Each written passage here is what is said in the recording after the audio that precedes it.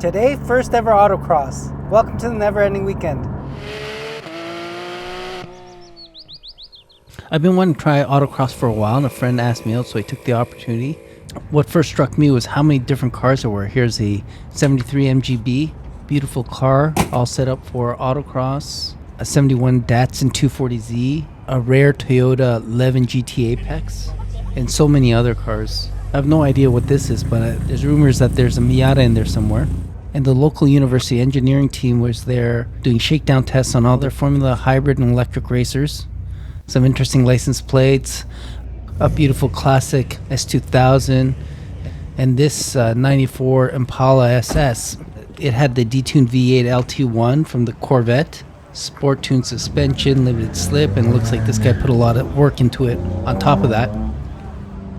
And the classic Lotus Elise, one of my favorite cars, continuing that tradition of light is right from the Lotus designer Colin Chapman. The first thing you do when you get there is you walk around the track, which looks kind of funny because it's so flat and you can see everyone. It's kind of like zombies walking around. But this is one of the tricky things about autocross, is that you got to learn the track on the day, and it's pretty complicated. So getting lost is a big possibility. There's the initial drivers meeting with some rules laid out and some other things, and then off we go. Again, a lot of interesting cars. I've had a few old cars in the past, and I was always a little bit worried about pushing them too hard. But after watching some of the cars and drivers here, maybe I was a bit too cautious and I could have had more fun with them. After all, what's more fun than having an old sports car than to do with them what they were built to do, go fast? And then the first Formula car came out. It's kind of surprising how slow it was going, but of course that's the electric. I don't know if he's trying to learn the track or what, but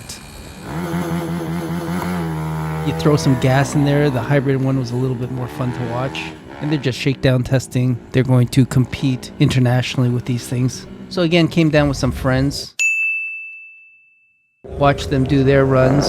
Here's Sarab in his Scion. It's surprising how rattling it is in the passenger seat. This is John in his Civic Type R.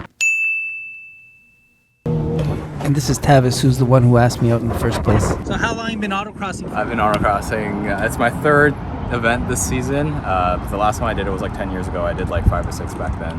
And I started out in a Toyota Matrix XRS, and then I had a NB Miata after that. What are you driving now? Now I'm driving a 2023 BRZ, all stock, and I'm on the all-season tires. What do you like about autocross? Autocross is fun because I feel like it levels the playing field a bit. They put you in the same class as other cars, so it's pretty competitive, and nobody knows the course until the day of, so everyone's learning on the spot. And this is his run. Feel free to use the chapter markers if you want to skip to the next part.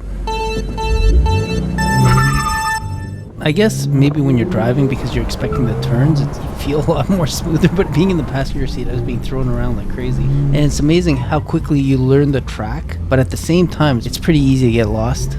It's a lot of slow speed, hairpins, and slaloms. You only have the parking lot, so you can't go too fast, but still very fun. Not a lot of concern with apexes and that sort of thing because the track is so tight. It's almost like an agility course for cars.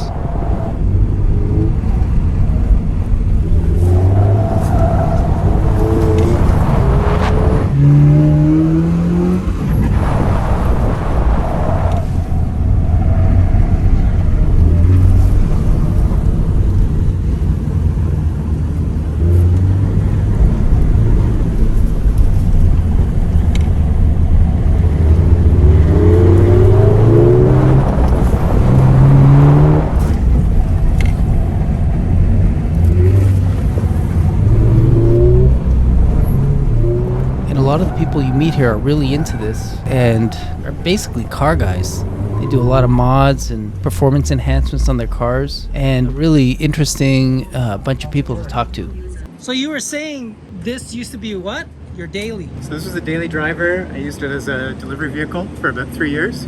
Winters and city driving sort of got painful. I was seeing the dents and the scratches start to pop up. The whole thing was like this every time we went to the grocery store. So I retired this as a daily, made it into sort of a pseudo track car, race car, fun time thing. Why did you decide to take this car onto the track? Like, what got you into autocross? Were you doing autocross before this car? No, I've always been a Subaru fan. I was never able to get into an STI. The price of entry was always a little bit too high. This one being an STI driveline into an older model, being a hot rod, it was a little bit more accessible. I could get in there, and then I've just spent years and years doing little maintenance bits and pieces to get up to spec to come and have fun here. Nice. So what do you think? How does it go on the track? Today, awesome. Yeah. This is a great day so far. Yeah, this is probably the best it's ever done. So what have you done to the car? For me, it was mostly maintenance stuff. Like I got lucky, all of the wiring was already done. All of the driveline swap had already been completed. So it's got a 2-liter STI turbo motor, the 6-speed driveline, 5x114 hub spot, the Brembo brakes. Was this an STI car when you bought it? No. Oh. No. So originally it was 125 horsepower, automatic, non-turbo. Oh. To be honest, since I didn't do most of the hard work, I can't really tell you how it got to this state, but it came with a big stack of paperwork and receipts. Oh, really? So you bought it like this? I bought it 98% like this. And it was modified, like the brakes and the suspension? Pretty much everything. Oh, wow. So all of the stuff that I've done was maintenance. So That's fun. have fun with it and actually think that I'll be able to make it home afterwards too. That's a big part of it. That's a big part of having fun. So it's funny that you would buy this as your kind of daily work car. Yeah, it was kind of a bad choice. I only had space for one car, so I had to make a sacrifice somewhere. Right. So instead of being a nicer looking 2-door, I had to get a bigger wagon, but I got one with a big motor in it. Right. So Cool. still party, could still have fun. That's very cool. I don't drive it in the winter anymore, but Subarus just, as the weather gets worse, they just get more and more fun. Right. They're just awesome in the winter, so That's awesome. this is great. So you're saying you bought this car not for autocross? No, I bought this because I wanted something that's unique, right? And something that's not really pretentious.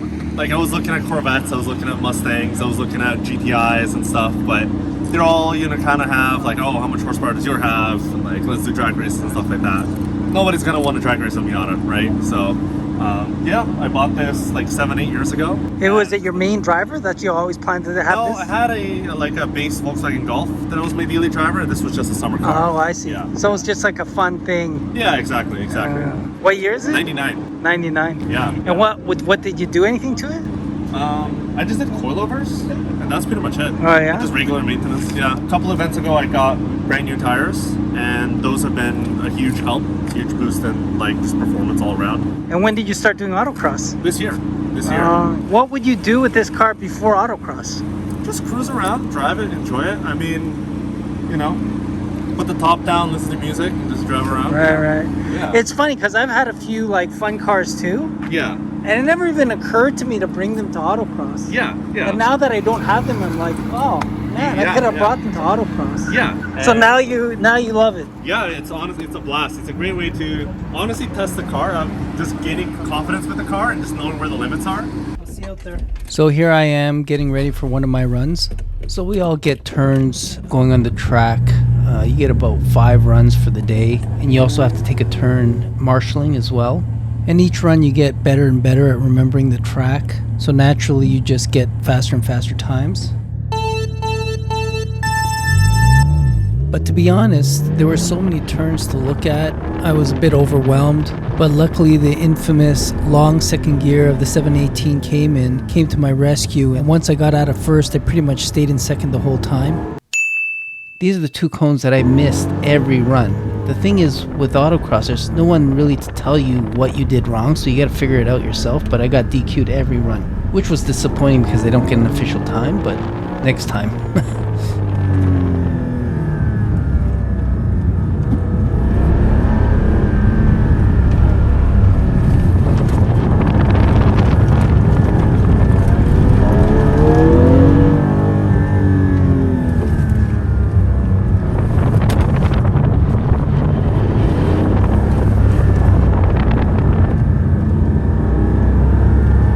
That's one thing that I always thought about watching autocross is how do they remember where to go? And now that I've done it, I understand it's about as complicated as you'd think it would be. The marshals are out there just to make sure no one crashes into each other because there's typically more than one car on the track at a time. And of course to call you out if you've hit a cone over or have missed the gate. But really fun, good way to spend the day. Met a lot of interesting people, saw a lot of interesting cars.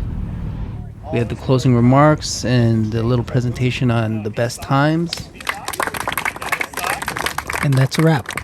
So that's all she wrote. Autocross day 1 finished. Would I do it again? I think so. Not exactly what I was expecting, but it was fun nonetheless. The actual track is an altogether different experience, and I think I prefer that, but this was definitely fun. Very low risk, very low price compared to the track, so it's worth it if you want to get your feet wet in some kind of motorsport activity. Anyways, have a good weekend, everyone. See you next time.